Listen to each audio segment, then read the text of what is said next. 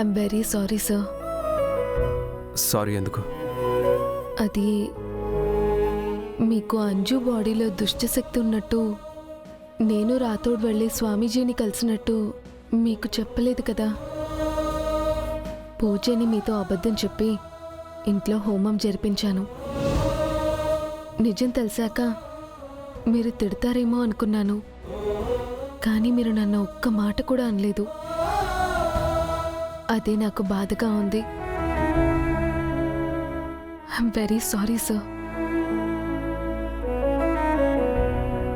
నువ్వేం తప్పు చేసావని నిన్ను తిట్టాలి మిస్సమ్మా. ఇంకా నువ్వే నా బాధ్యత తీసుకున్నావు.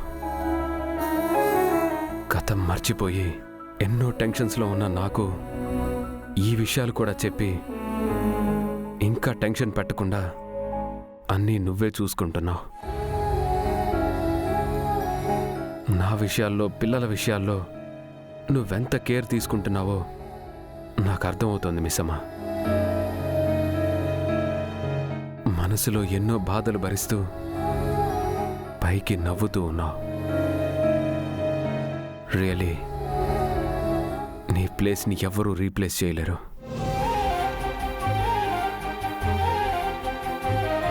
థ్యాంక్ యూ సార్, నన్ను అర్థం చేసుకున్నందుకు. మీకు నిజం చెప్పలేక, చెప్పకుండా ఉండలేక నేను నరకం అనుభవించాను సార్. ఆ స్వామీజీ రాక వల్ల అంజు బాడీలో ఉంచి ఆ దుష్టశక్తి వెళ్ళిపోయి నేను ఊపిరి పీల్చుకున్నాను సార్. నాకు తెలుసు మిస్సమ్మా, నేనంతా గమనిస్తున్నాను. నిజంగా నువ్వు చాలా గ్రేట్.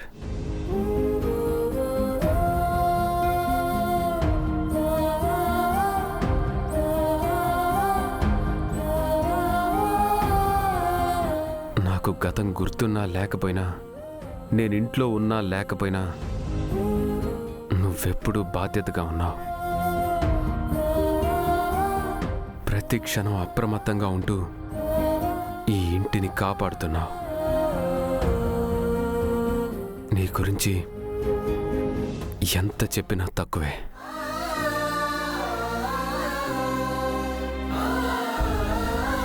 ఈ పోరాటం నీ ఒక్కదానిది కాదు మిస్సమ్మా. నీ పక్కన నేనున్నాను, ఎప్పటికీ ఉంటాను.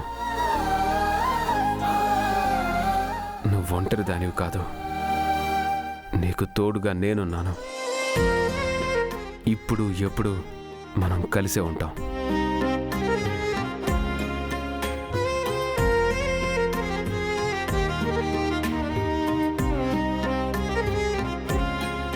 అప్పుడప్పుడు నాకు అనిపిస్తుంటుంది, నువ్వు లేకపోతే నేను, పిల్లలు ఏమైపోయేవాళ్ళమో అని.